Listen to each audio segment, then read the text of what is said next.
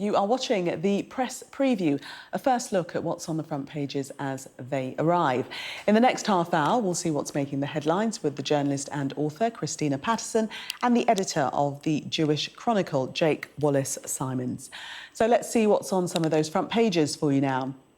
Well, the Mail on Sunday leads with the Phillip Schofield scandal, saying it has an exclusive investigation and that staff fear for the future of This Morning. The Star leads with the statement by Schofield's former co-host Holly Willoughby, in which she alleged he directly lied to her about an inappropriate relationship with a young colleague. It's the same story for The Sun on Sunday. Their headline, Holly, Phil lied to me. The Sunday People claims that ITV intends to axe the programme altogether. The Sunday Telegraph reports that Downing Street plans to ask retailers to cap the price of basic food items. The Observer understands the government could be just days away from suing to prevent the release to the COVID inquiry of sensitive messages from the likes of Boris Johnson and Rishi Sunak. The Sunday Express hears from the Home Secretary, Suella Braverman, who insists we can cut migration and thrive.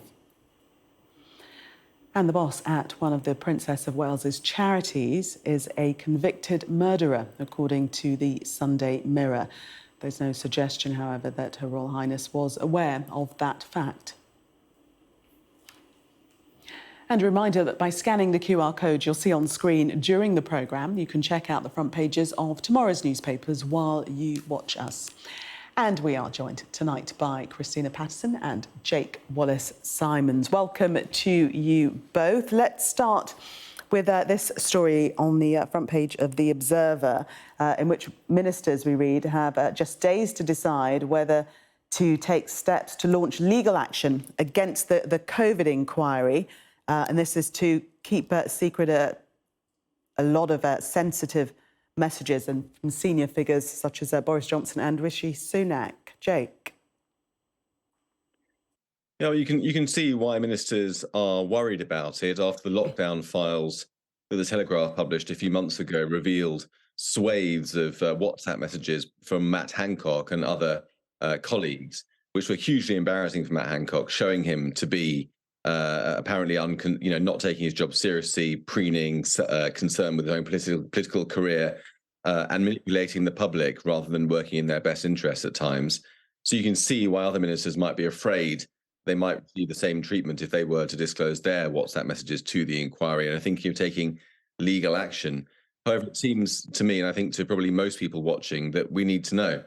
The COVID inquiry, which starts in a couple of weeks, is supposed to be looking at a wide range of evidence, ranging back 13 years, taking evidence from David Cameron and George Osborne to see what happened in terms of Britain's pandemic preparedness in the years before the COVID pandemic struck, and working out whether austerity affected it, how we could have been better prepared, and then what happened blow by blow through the pandemic as well. And this is something that we all are still living with, the effects of the pandemic. We will be for a long, long time, ourselves and our children. And we really need to know what went right and, more importantly, what went wrong, so that when the next pandemic happens, because I suppose it will, we can improve the government's response towards it. Yes, we read that the Observer understands that the government is standing firm in its refusal to divulge the material. It's not a good look, is it, Christina, seemingly hiding information? No, it isn't a good look, but I agree with everything Jake just said. I can absolutely see why they are nervous. And a lot of this revolves around the status of WhatsApp messages, because the argument they would make, I assume, is that WhatsApp is a kind of chatty medium where it's the equivalent of people having a chat at the water cooler or, over a cup of coffee, which, of course, I was going to say, which people were able to do less during the pandemic. But as we know, they were roaring away as usual at Downing Street and in all those government offices, throwing parties at the same time. So actually, they weren't restricted to WhatsApp. But I also agree with Jake that this is too important to restrict. And I'm sure that Heather Hallett, the very, very eminent judge who is chairing the inquiry, has not made this decision lightly. This is for history. It's for the people who lost relatives during the pandemic, of which there were I think 150, 200,000. I've even lost, I think they stopped counting some time ago, so I don't know what the final figure was. But this was a really momentous event in the history of our nation, also obviously of the world, but many people paid a very heavy price, and clearly some of the people involved in the COVID inquiry feel that they paid a price that should not have been paid had things been handled better.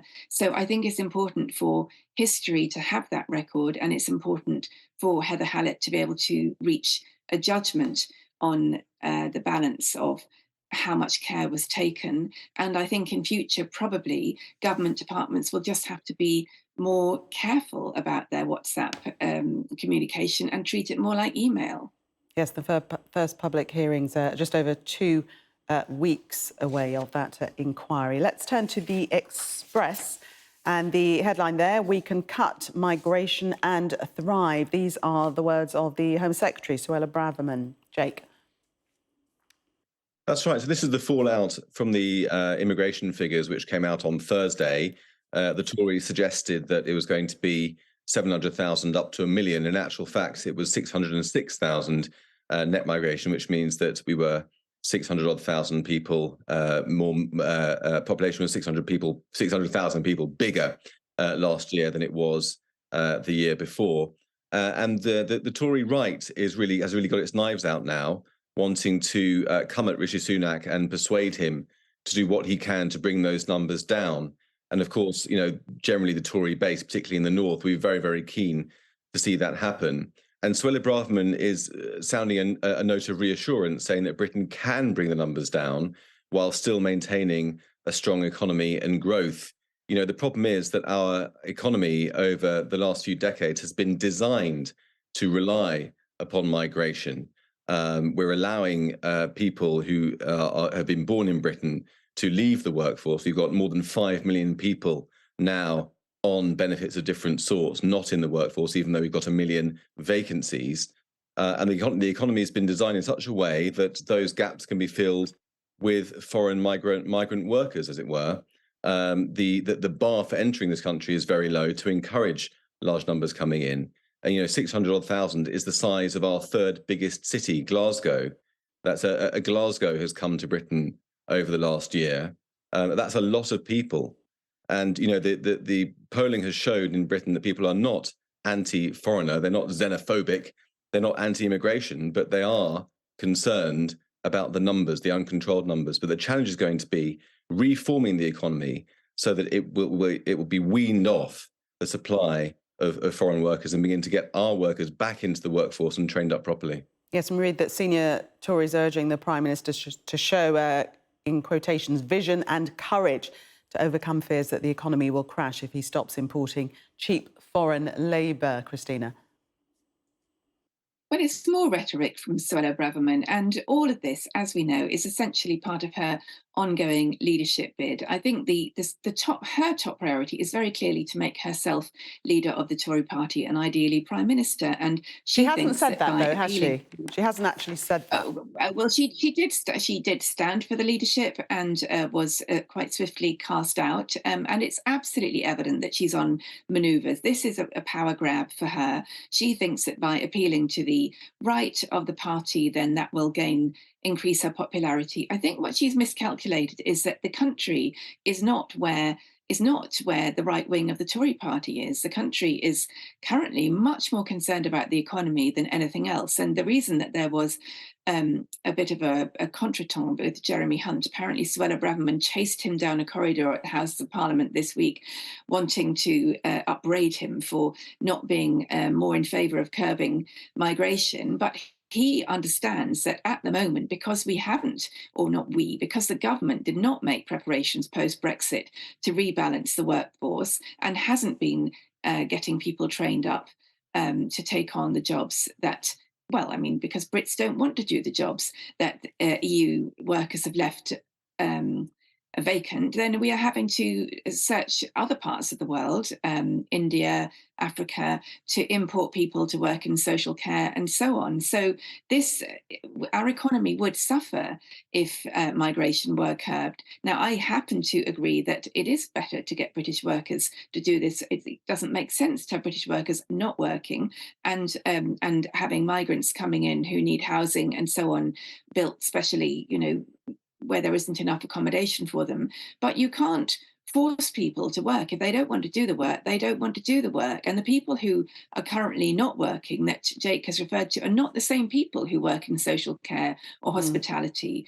But it's not entirely clear who those people are, but many of them were in middle-class jobs who perhaps got long COVID or decided to retire early after the pandemic. They're not people who are going to be doing, kind of harvesting asparagus or picking fruit. Indeed. And you can't just, I don't suppose any of us would be willing to go and pick fruit. So I don't think it's right for politicians like Suella Braverman on her very high salary to say that Brits should be doing this kind of work. It's generally very poorly paid work, and the people who want to do it are migrants. Well, we know for a while that the Conservatives have criticised the Labour Party for not having ideas, not coming up with ideas in this arena. In the Sunday Telegraph, Labour are giving forth their ideas, suggesting that they'd curb immigration by putting time limits on how long companies are able to import foreign workers in those shortage occupations. So they're putting their stall out in the papers tomorrow, Jake. That's right. It's interesting that Labour is also seeking to deliver some tough rhetoric on immigration. They're picking up, as the Tories are, that people are concerned about it and do want it to stop. The 45,000 people that came in on small boats last year, roughly the population of Andover, are not included in the migration figures, the 606,000.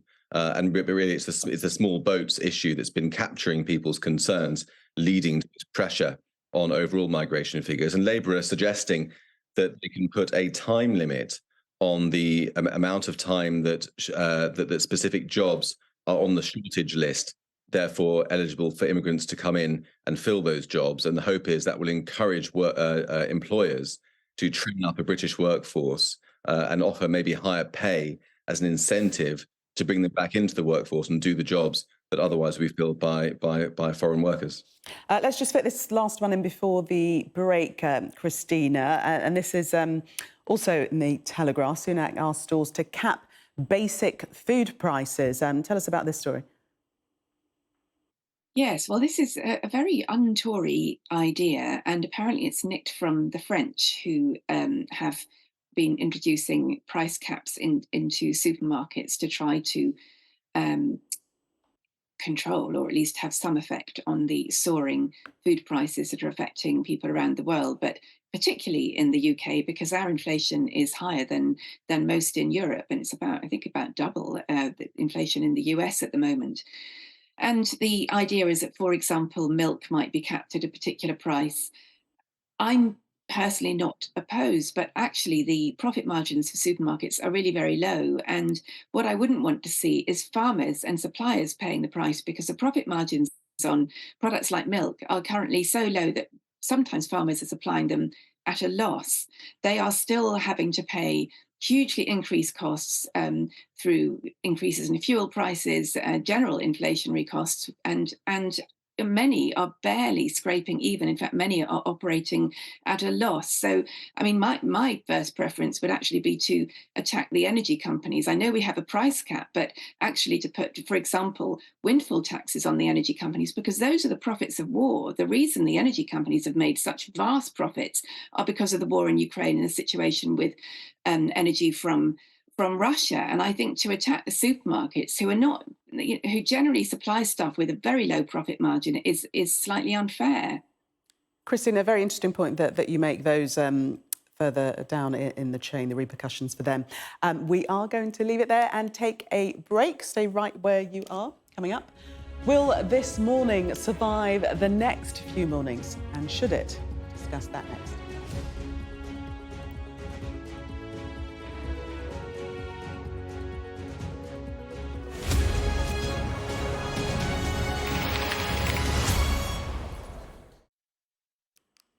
Welcome back. You are watching the press preview. Still with me, Christina Patterson and Jake Wallis Simons. There they are, right on time. We're going to have a look at this story, which is across many of the newspapers, and this is the Phillip Schofield story, who's now left ITV. The Star, their headline, really the first time Holly Willoughby's actually gone on record saying that she's so hurt that Phillip Schofield actually lied to her. Christina. Yeah, I have to admit, I haven't watched this morning, and I'm not, I've been following the story, but I can't say that it's kind of top of my priorities at the moment. But I do think that I completely understand why she would feel betrayed, and I think that for him to have basically pretended to be her best friend and to have had this close sort of on sofa, but also off air friendship, and then discover, I mean, any of us who've had a friend who we discover has lied to us or had an affair that they have not talked about, particularly in this situation, it appears to have been an affair with a very young employee, colleague. And that would be extremely, putting aside the ethics of that and the power relationship and whether it's appropriate to have a relationship with a teenage person in the workplace to whom you are, very much the boss. Putting all of that aside, I think for Holly Willoughby, she must feel absolutely as if the whole thing has been a sham between them. So I can see that she would be very upset. And I think the repercussions for ITV and for the management at ITV and quite possibly for the show are enormous. I think I can see why the show would now be in the balance. I can see that the brand has been contaminated and they may well feel that they have to exit. And Jake, what are your thoughts on how the papers have been covering the story? Because it is everywhere and it's all over the papers. There is genuine interest in this. Yeah, I guess the way I see it is that it's important to clarify what we're talking about. I mean, nobody's talking about anything illegal. If that were the case, then Phillip Schofield would be under investigation and arrested and all the rest of it. And that obviously would be really devastating and wrong and a serious cause for concern. If it's not that, then what is it? It's a moral issue. It's a question of perhaps a senior employee abusing his power over a younger man in this case, and that seems to me to be a disciplinary matter for ITV, an internal matter, not necessarily a matter for the public. It seems to me to be a private matter between Phillip Schofield and his employers. It seems that I mean, if he was a public elected representative, if he was prime minister, and his judgment affected all of our standards of living and the future of our country, then yes, we'd be interested in his judgment and his moral character. But he's not. He's a TV presenter, so it seems to me as if the story is a little bit overhyped. And Christina, just very quickly, do you think that it does have implications for the entire show, for the whole of this morning, that this might be the end of this morning? Well, I think it might do because I think it leaves such a sour taste. I think that the whole shtick of the show was two, very nice kind of down to earth people with a very genuine, honest rapport, speaking every morning to the nation, and that clearly has not been the reality of the Christina, case. More important. Sorry, we are out of time. Thank you both.